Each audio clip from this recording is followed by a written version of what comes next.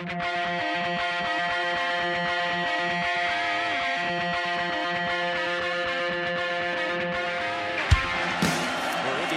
first down and 10 at their own 10-yard line. And Tevin Coleman with some running room. Tevin Coleman down the sideline. Coleman, one man to beat. Tevin Coleman's going to go 90 yards, and Indiana takes the lead. Randall L. scrambles, thought about the pitch, keeps it himself down the sidelines. He could go. Antoine Randall L. touchdown. To the end zone, that's hauled in with one hand by McCulley. Touchdown, Indiana.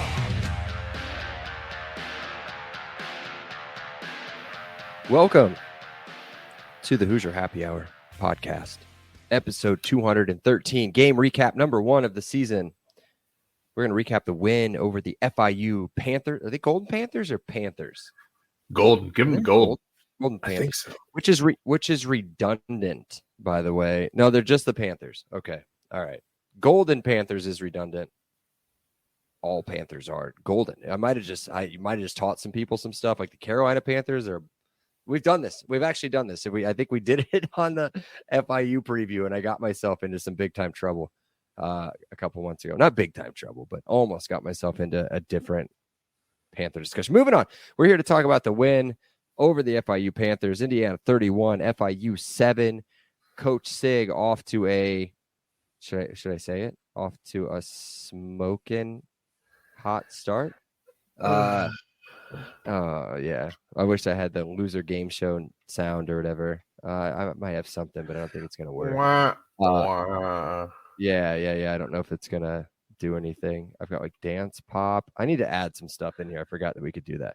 But either way, yeah. What a start. That was pretty much about it. I would say the start was great. The middle was and then the end was with a little spark at the end. So, the voice you guys hear, I forgot to introduce him, is Seth.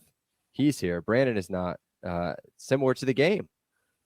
Seth was there. Brandon was not. So, Brandon has still not watched the game, which is impressively depressing. Did he miss anything? I mean, aside from the kickoff of the Coach Signetti era, what did he miss? Is this must-see TV? You know what? This is the perfect YouTube TV key plays game. You know what I mean?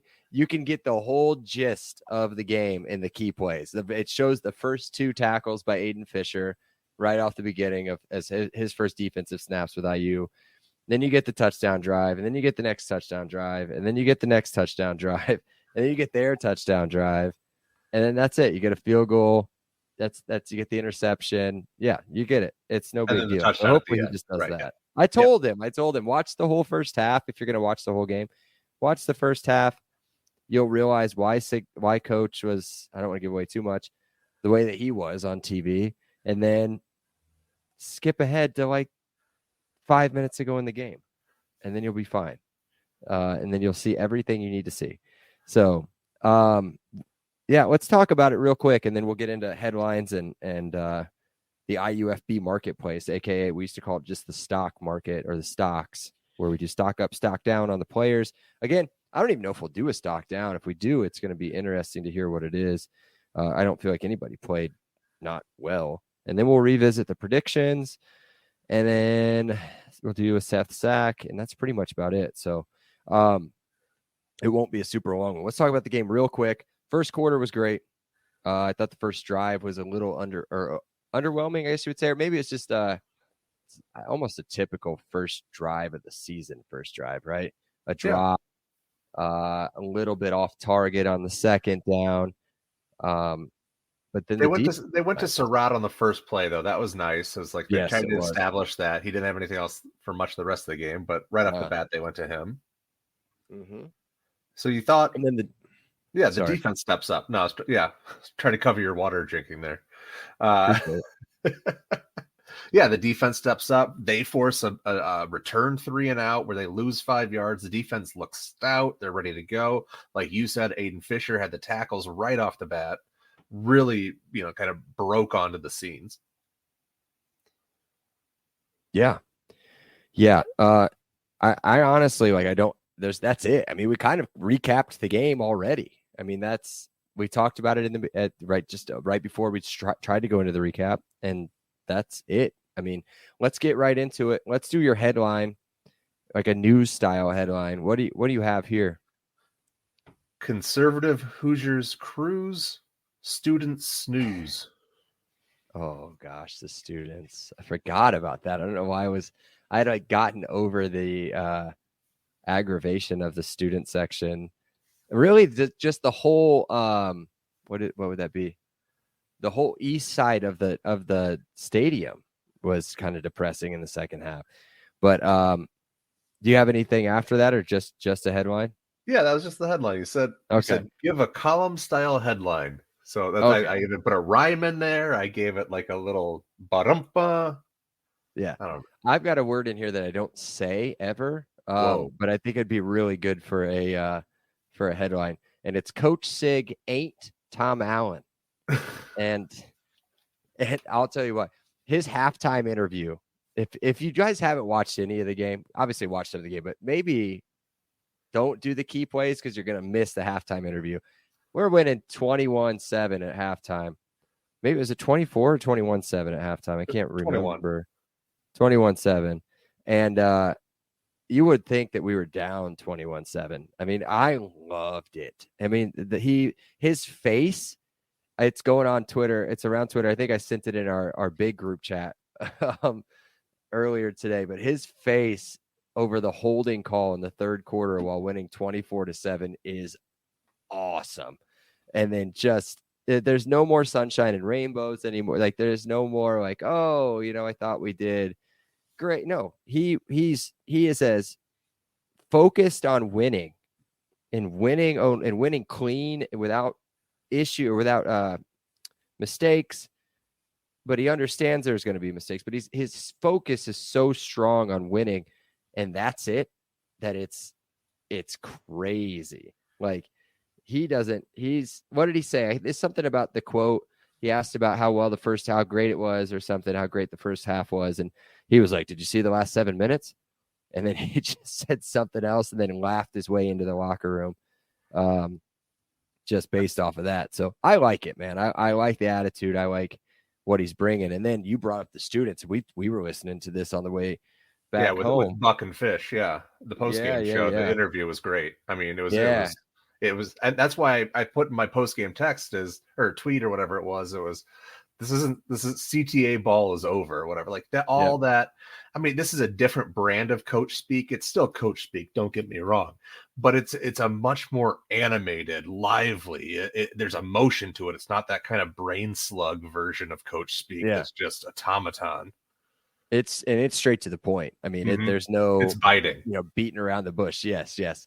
And what was we were sitting there talking right before the interview. They're like, man, I hope they ask him about the crowd, or I hope he says. And he brought it up on his own immediately, talking about how. Oh yeah, we did well. Students, they left. Yeah, it would have been nice to carry the momentum into the second half and have some people there to watch the rest of the game, or whatever it was. But it was great. So, hats off to him, and I hope it's I think I was going to say I hope it stays like that all season, but I just think he is who he is, and he's not going to change. So, Seth, I'll let you start. Stock. We're taking a trip to the marketplace. Let's go to the marketplace here. All right. Do we want to do stocks down, or we can do silly stocks down? No, I got a couple. I think there's some worthwhile stuff to talk about. All right, let me do a silly stock down first. Okay. And then you can get your serious stuff because I don't have anything on defense. I have 0 stocks down on defense. I thought the defense was almost perfect outside of, a couple minutes in the second quarter. But I'm going to go stock down offense. I'm going to go, the people are going to freak out for a second, but I'm going to stock down offense. I'm going to go Tyson Lawton and his passing ability because we should have won 38-7 or sorry, I guess it would have been 35-7 because we kicked the field goal after that. Because he missed a wide open receiver on that on the running back pass. And even Coach Sig said something about it today in his interview about how it could have been a different score had they hit the running back pass that they had never missed in practice, and then they get out there in the game. He was under no pressure. You missed it live. He was under no pressure. Dude was open by a mile in the end zone and just missed it short. Just a bad pass. So I'm gonna do that one. But I loved it. I thought he had a great game. Yeah. So I had you want me to do offense and defense and set your. Yeah. Go ahead. Okay. I'm not doing one on defense. Yeah. So on defense, I had a cop out. I thought the scoreboard and the fan situation created a completely muddled mess. There were 3 or 4 times where the scoreboard had the wrong down and distance. Yeah. And they were which then caused the band on like a 1st and 10.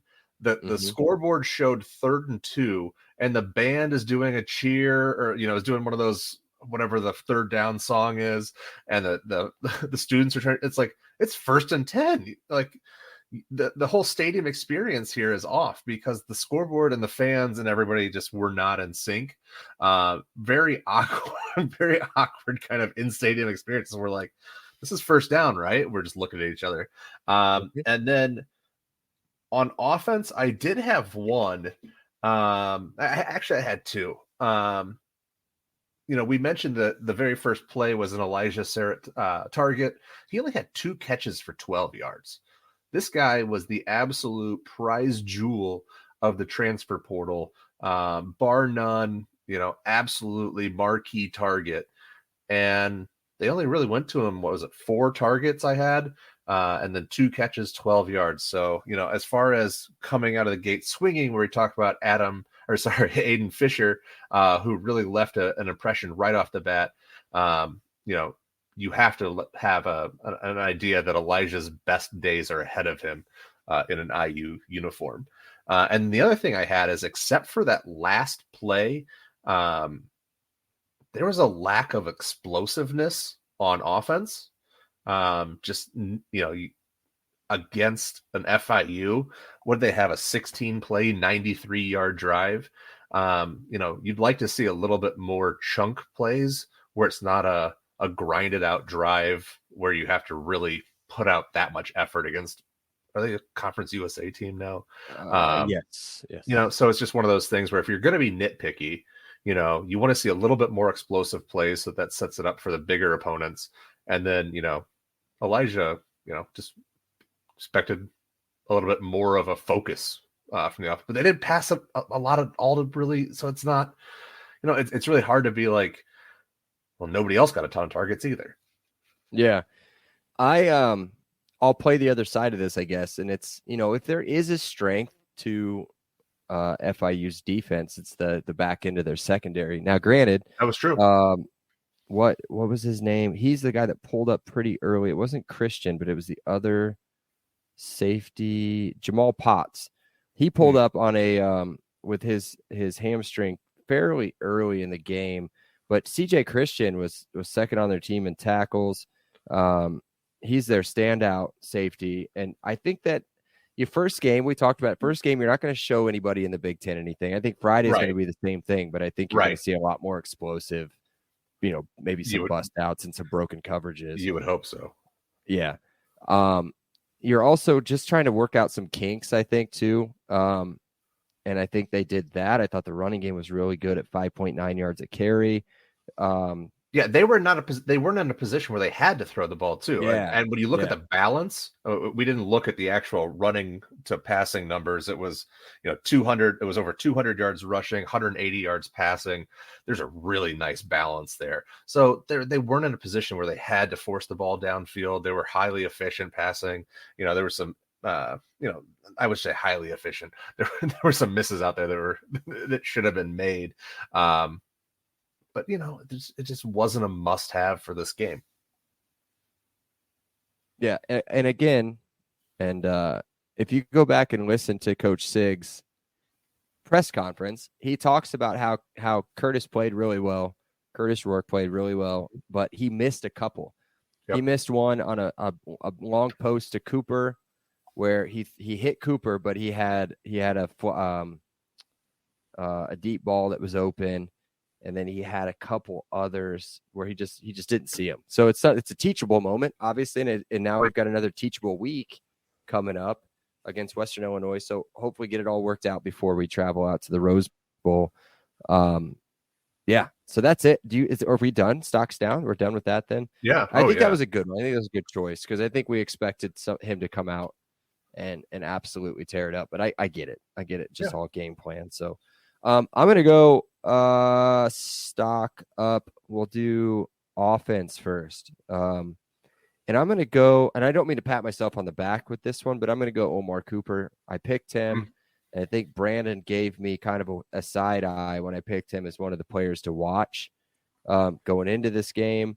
I had no inside intel, the fact that he was going to start and play as many snaps as he did.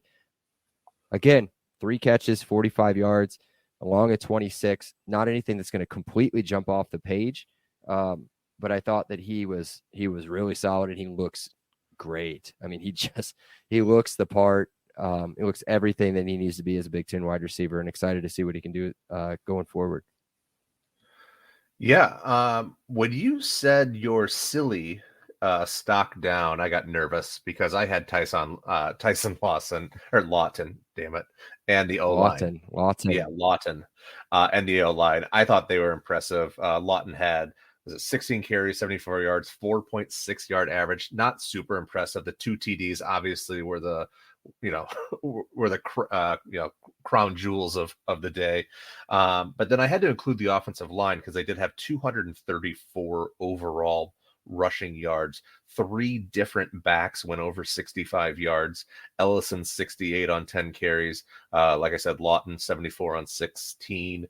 And then Green with his big bust of 51, 5 for 82. So even if he had 4 for 31 on the other 4 carries, a very effective day for him.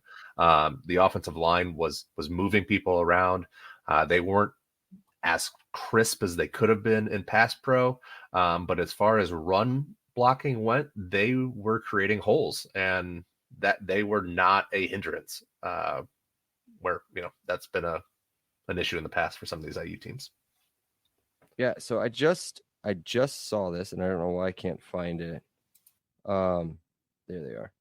So IU just posted this, that we're the only Power 4 program this week to have 2 multiple top 10 linemen on the PFF grades for pass protection. You talked about the running game, but it looks like Carter Smith and Bray Lynch both in the top 10 in pass protection.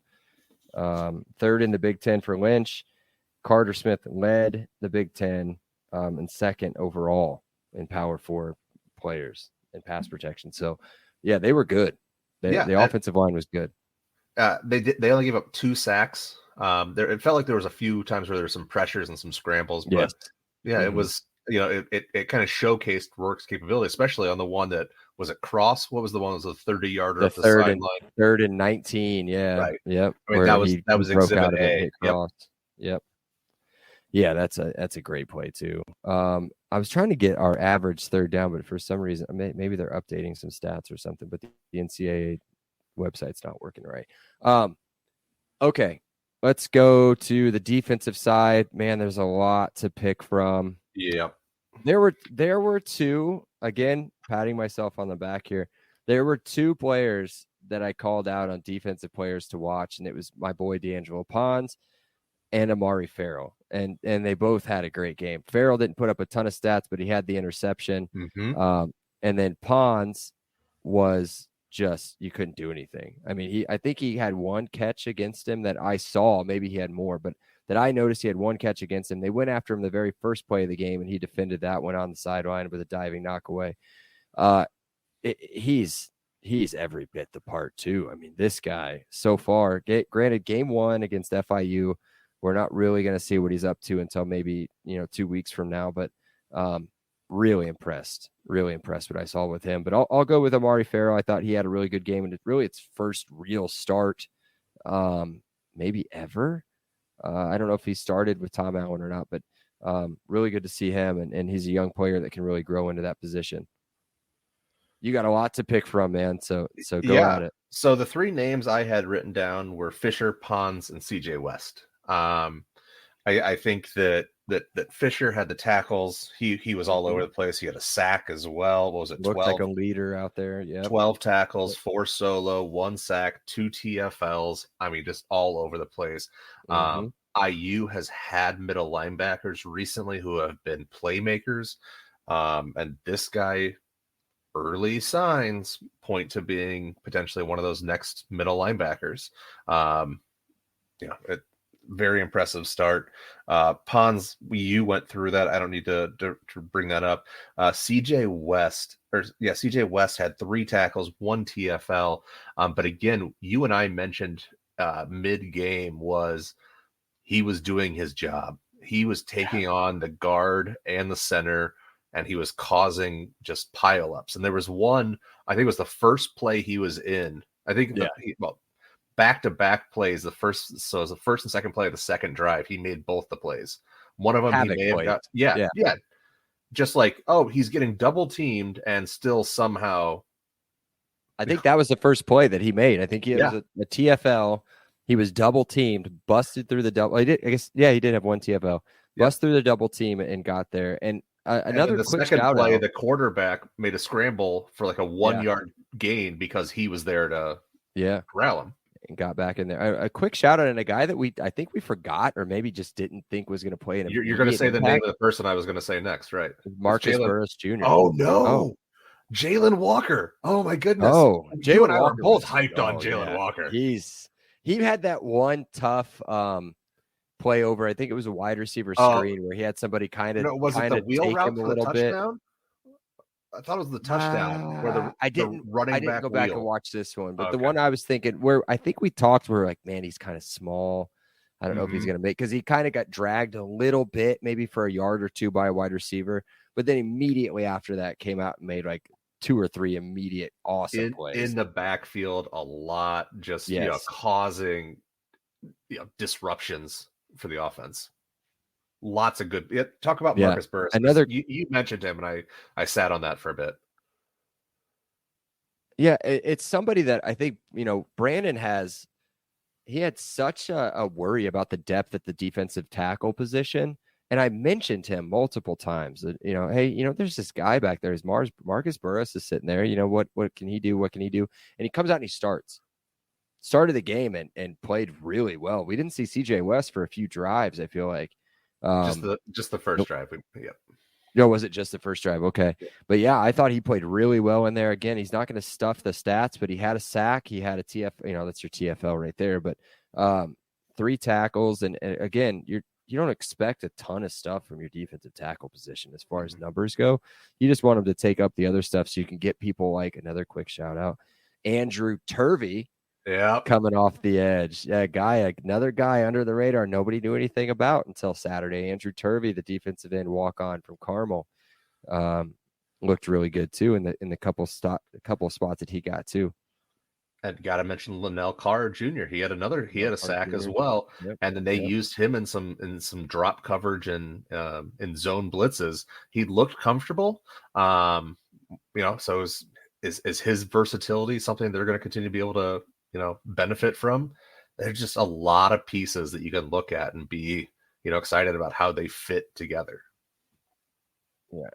There's so much. I mean, Tyreek Tucker, we can't go without mentioning him, a JMU transfer, defensive tackle as well that had a half sack. I mean, you've got Josh Sanguinetti half tackle for loss. Josh Sanguinetti was starting, which was a shock to us, I feel like. Sean Asbury had 6 tackles. Isaiah Jones had 6 tackles. Isaiah Jones. So it's just they looked really good, and I think they've got a chance to look really good again on Friday. So yeah, I'm excited to see what this defense can do as we move on. So, all right, that's it. Enough stock market talk. If you're doing well in the stock market and you're looking to buy a house, we've got your go-to expert in the real estate market. Whether you're looking to buy, sell, or invest in a home right here in the heart of the Hoosier country, Garrett Lawton with True Blood Real Estate is the agent that you need.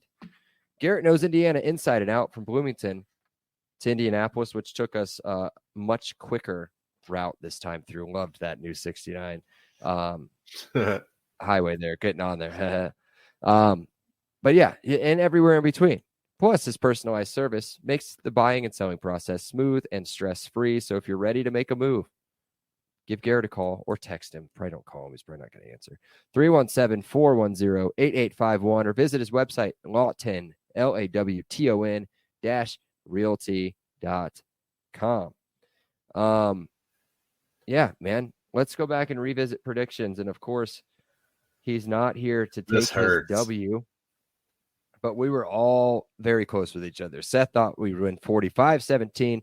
Brandon thought we would win 38-17. I thought we'd win 41-17.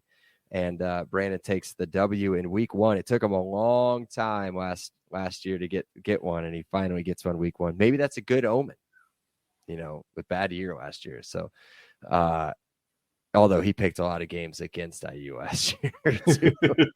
Rightfully so. Exactly. All right, cool. No randos. Let's get into your sack, and then I'm going to go through. I've got a little update from my Big Ten predictions last week. I'm just give you some wins and losses. I didn't do great, but we'll go through them super, super fast towards the end. So what's in your sack, Seth? Yeah, I went a little sideways on these, so let's see. So CJ West, we talked about this. Why did he not play on the first drive? It drove me crazy because I thought he was, again, as far as defensive line went, he was, again, one of the crown jewels of the transfer portal. Speculating here, but I'm willing to bet that barring something unfortunate, there's probably very few drives for the rest of the season he sits out. Dude is a playmaker. And here, this is something I started looking ahead because we're going to record the WIU game preview tomorrow. This weird scheduling quirk here mixed with a concern between FIU and WIU. I think most people agree those aren't the toughest test first 2 games in, and they'll likely be conservative again next week. We talked about the offense probably being vanilla again, hoping for more chunk plays, but still not really opening up the playbook too much. So we won't truly know the offensive identity until the first conference game on the road across the country against UCLA, and who, while looking absolutely pathetic in Hawaii, and I watched, unfortunately, a lot of that game. Oh, that was awful.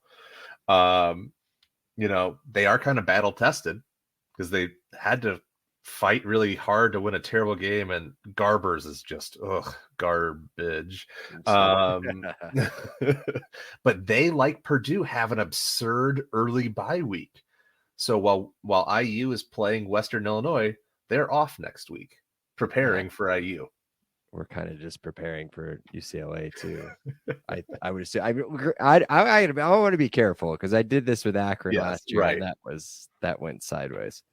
But yes, the idea being that, got to take care of business here. Going to be very nice to be going out to LA 2-0. Have to have sky high confidence. Yeah. That's it. Is that it? Yeah. Okay. I mean, I have a final statement, but you can. I've got something I want to talk about non-IU related after I go through these games real quick. Okay. I'm just going to do this real quick. Rutgers at Howard at Rutgers. Rutgers was favored by 36.5. I took Rutgers. That's an L. I had North Carolina +2. I had Eastern Illinois at Illinois +28. That was a loss. I had Florida Atlantic +14 at Michigan State. That was a win. Man, Tyler Van Dyke is not good at Wisconsin. I had them -24. That was a loss. Penn State looked really good. I had them -8 at West Virginia. That was here comes a little quick streak. These next 4 are wins. Penn State -8, Iowa -22.5, Maryland -20.5, Purdue -32.5. Right. This one kind of stung a little bit. Ohio State -49.5. I think they won by 44 or something like that, and they were bad in the first quarter. And then Nebraska covering 27.5 against UTEP. Miami of Ohio, I took them +2.5. I thought that would be a close game. It was, but it wasn't quite that close. Oregon, they pooped everybody's bed. And what, they win by 10 or something like that against Idaho. 24-14. 44.5 point favorites. I called this one, and I told you, I think even on the way to the game, I had Fresno State plus 21. They lost by 20, but they lost by 20 on a last second pick six or something. So that was a win. I took UCLA minus 14 on the road against Hawaii. That was an L. Won by what, a field goal? 16-13. And then Washington walked all over Weber State, which I think will be similar to us this week. And then I had LSU minus 4.5. Very impressed by USC in that first game. Or maybe LSU ain't LSU. So here's what I want to talk about, Seth. Can we talk about Florida State? Oh my God. They are bad. And both times it's been with nobody else playing. Just all eyes on them for the world to see. It's just been so much. I mean, sorry, I have a shit-eating grin right now from ear to ear. Oh, it's so good. And we don't necessarily hate. Nobody really has a direct hatred for them, I guess you would say. Let me read something to you as far as a running back's stats that plays for them.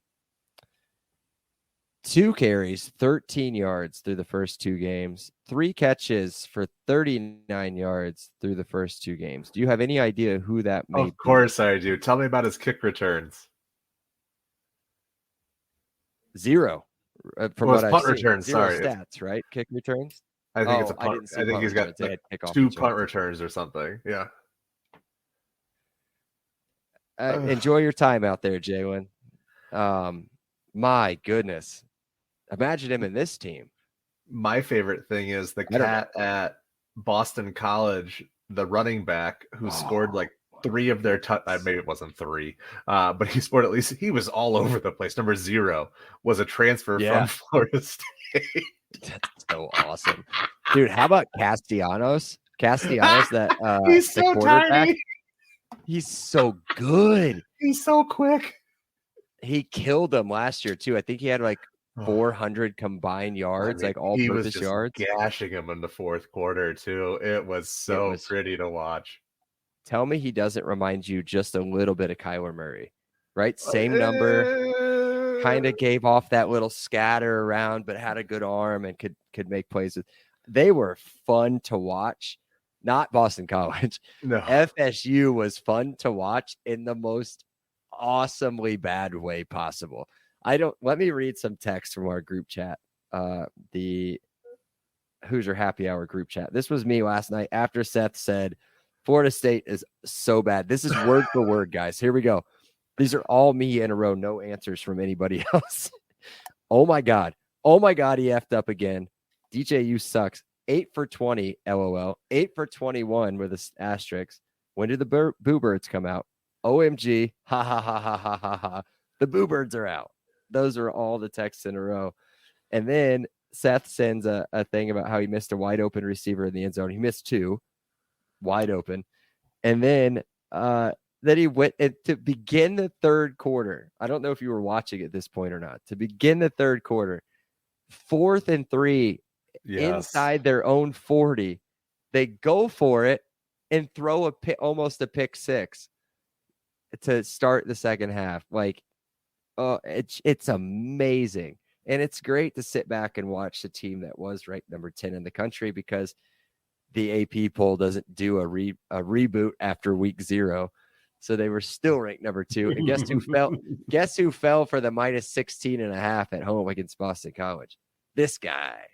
I did. Thinking that, hey, you know what? Maybe they'll come out and just be, ass on fire and just go nuts. And they did, but in the worst way possible. All right. Final statements. I don't have one. I think I've done enough statements about this. I'm excited for Friday. Going down with Pops and a couple buddies. So, yeah, I'll be there. Hopefully some other people are going to be out there. I know that the 2 local schools play at home that day too. Hate the Friday night kicks for all the high school players and high school fans or high school parents. But you know, you got to pack the rock. You got to pack the rock. What do you got? Yeah, I was gonna say my son and I had a great time at the game. We've gone, well, not he, but I've gone each of the last 3 years post COVID. It's gotten increasingly or incrementally at least better each of those years. It's still, I just went through a list. I've in that same period of time, I've gone to Purdue, Cincinnati, Michigan State, Illinois, Northwestern, Virginia Tech.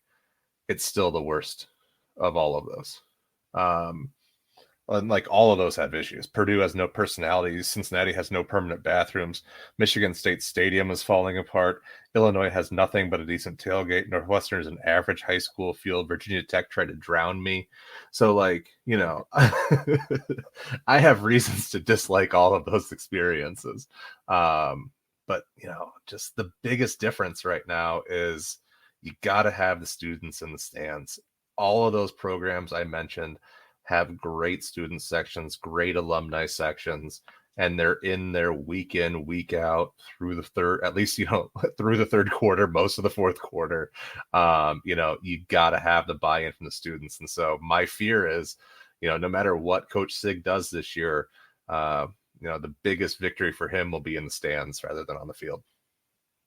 As cliche as it is, and we saw it in the 2021 season, was if you win, they show up and they stay.